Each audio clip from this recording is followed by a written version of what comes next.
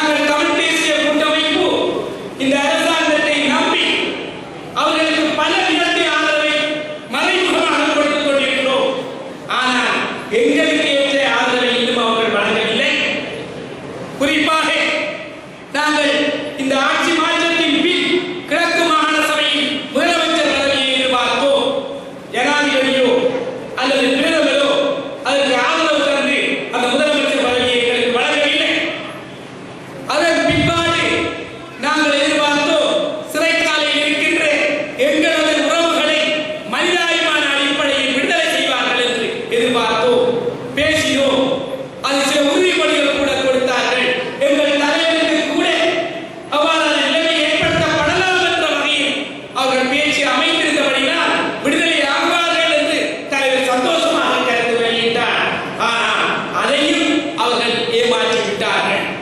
இறுதியாக சொன்னார்கள், மாவட்ட அபிவிருத்தி குழு தலைமை 3 மாவட்டங்களில் தேர்தல் மாவட்டங்களில் தமிழ் தேசிய கூட்டமைப்புக்கு தான் என்றார்கள்.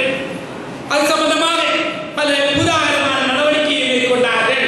ஆனால் இப்போது இடைத்தரகர்களை வழங்கிக் கொண்டிருக்கிறார். ஆகவே இவர்கள் தமிழ் தேசிய கூட்டமைப்பில் ஆதரவை பெறுகின்றார்கள். இதுவரை சரியான ஆதரவை தமிழ் தேசிய கூட்டமைப்புக்கு அவர்கள் வழங்கவில்லை என்பதை நான் சுட்டிக்காட்ட விரும்புகிறேன். இந்த மாகாணத்திலே வடக்கு கிழக்கில் இருந்த 2 மாகாணத்திலும் முன்பு ஆளுநராக ராணுவத்தில் இருந்தவர்கள் இருந்தார்கள் என்று நாங்கள் நடவடிக்கை எடுத்தோம். மாற்றங்களை செய்யுமாறு வேண்டியோம். இந்த நல்லாட்சி அரசாங்கம் அரசாங்கம் அதை மாற்றியது. ஆனால் கிழக்கு மாகாண ஆளுநர் என்ன செய்கின்றார்? மட்டக்களப்பில் தொகையை தமிழர் தொகையை மாற்றுவதற்கு, குடிசல தொகையை மாற்றுவதற்கு திட்டமிடுகிறார். இது நடக்கின்றது. கல்குடா தொகுதியிலே காரமுனை என்கின்ற பகுதியிலே, காரமுனை என்கின்ற பகுதி வாக்காளர் இல்லை. அந்த பகுதியிலே 158 சிங்கள குடும்பம் இருந்தது என்று கூறி அண்மையிலே பிரதேச செயலாளர் வாகரை பிரதேச செயலாளரையும் அதே போன்று மாவட்ட செயலாளர் அவர்களையும் அழைத்து அந்த 158 சிங்கள குடும்பங்களுக்கு ஆணை கொடுக்குமாறு கூறியிருக்கின்றார். இவர் இந்த மாகாண ஆளுநர் வந்ததும் முதல் சிங்கள குடும்பங்களை தான் குடியேற்றுவதில் அக்கறை காட்டி வருகின்றார். குறிப்பாக புனானையிலே 5 சிங்கள குடும்பங்கள் தான் இருந்தது. ஆனால் இன்று திட்டமிட்டு 29 சிங்கள குடும்பம் அங்கு கொண்டு வரப்பட்டிருக்கிறது. மேலதிகமாக 26 குடும்பம் அங்கு ஏற்றப்பட்டிருக்கிறது. அது தவிர இன்னும் 56 குடும்பம் கொண்டு வரப்படுகிறது. இப்போது இருக்கின்ற வரவு செலவு திட்டத்தில் கூட அவர்கள் எங்களது மட்டக்களப்பு மாவட்டத்தையும் தெரிவு செய்திருக்கிறார்கள். உத்தியோகத்தர்களுக்கு தொடர்பான வீடுகள் அமைத்துக் கொடுப்பதற்கும் வீடுகளுக்கு காணி கொடுப்பதற்கும் தீர்மானித்திருக்கிறார்கள்.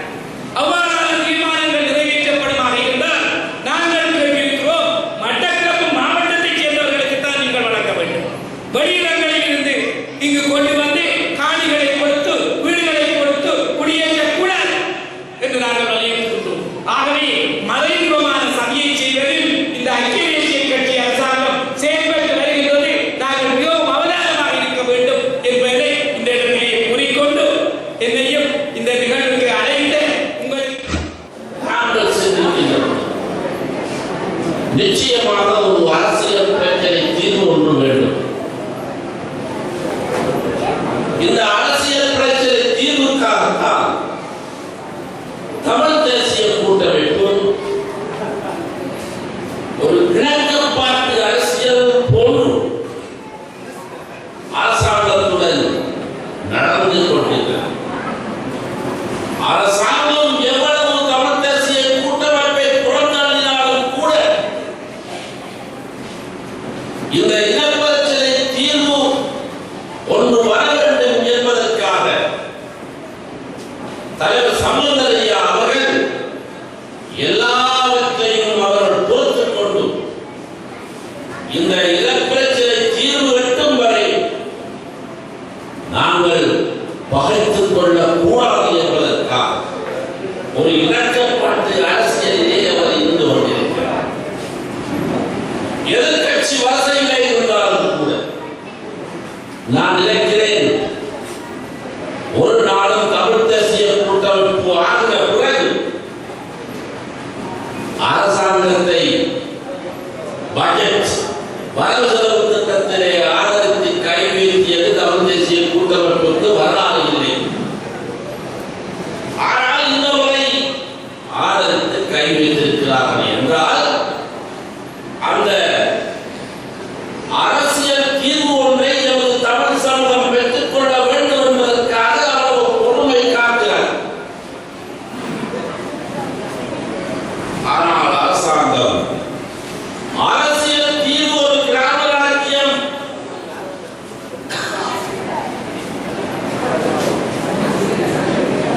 என்ற முறையிலே பேசிக் கொண்டு போகிறது. இந்த கிராம ராஜ்யத்தை பெற்றிருப்பதால் பிரேமதாச காலத்திலே ஜெயலலிதா காலத்திலே பெற்றிருக்கிறார். இந்த கிராம ராஜ்யம் யாருக்கு தேவை? இப்பொழுது இருக்கின்றதை விட படு மோசமான ஒரு நிலைமை. இப்பொழுது இருப்பது மாகாண சபை முறை. நாங்கள் பிரதேச சபை முறைக்கு சேர்ந்தவா?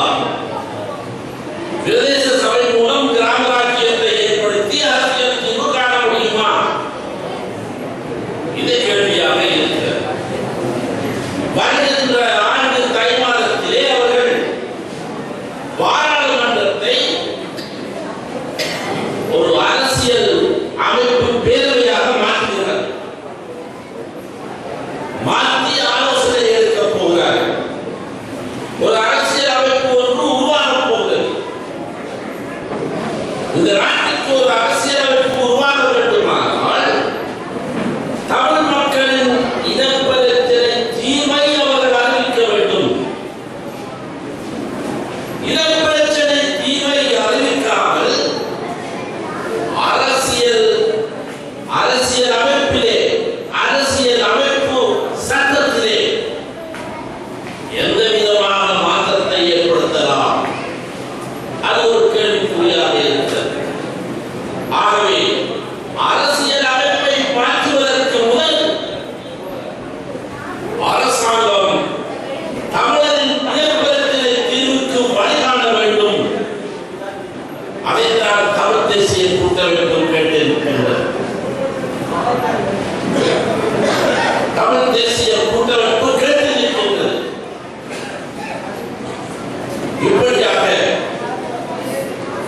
அரசாங்கம் இங்கே ஒருவர் பேசியது போல, தம்பி ரஷன் அவர்கள் பேசியது போல கொடுக்கிறேன் என்று சொல்லிக் கொண்டிருந்தாலும் கொடுப்பதை தடுப்பதற்கு பலவே இந்த நாட்டிலே பேரவாதிகள் இருக்கின்ற காரணத்தினால் அதை கொடுக்க முடியாமல் தவித்துக் கொண்டிருக்கின்ற ஒரு அரசாக இருந்து கொண்டிருக்கின்றது. எல்லோரையும் நண்பர்களாக வைத்துக் கொண்டு தமிழர்களின் இனப்பிரச்சனை தீர்வை ஏற்படுத்த முடியாது. எதிரிகள் வரிசையிலே இருக்கட்டும். நண்பர்களை சேர்த்துக் கொண்டு நண்பர்களையும் சேர்த்துக் கொண்டு நாங்கள் இந்த அரசியலமைப்பை அரசாங்கம் ஏற்படுத்துகின்ற பொழுதுதான் இந்த அரசியலமைப்பை சீராக செய்வதற்கு முதல்வர் தமிழரின் பிரச்சனை இனப்பிரச்சனை தீர்வை கண்டறிந்தால் அவர்கள் அந்த அரசியலமைப்பை ஏற்படுத்த வேண்டும். ஆகவே அதுவரை நாங்கள் பொறுத்திருக்க வேண்டியவர்களாக இருக்கிறோம். ஆனால் ஒரு நம்பிக்கை இருக்கிறது. இந்த அரசாங்கம் செய்யும் என்ற நம்பிக்கை தமிழ் தேசிய கூட்டமைப்புக்கு உண்டு. அதே நேரத்திலே தமிழர்களுக்கு உண்டு. அதுவரை நாங்கள் பொறுத்திருந்து பார்க்க வேண்டும்.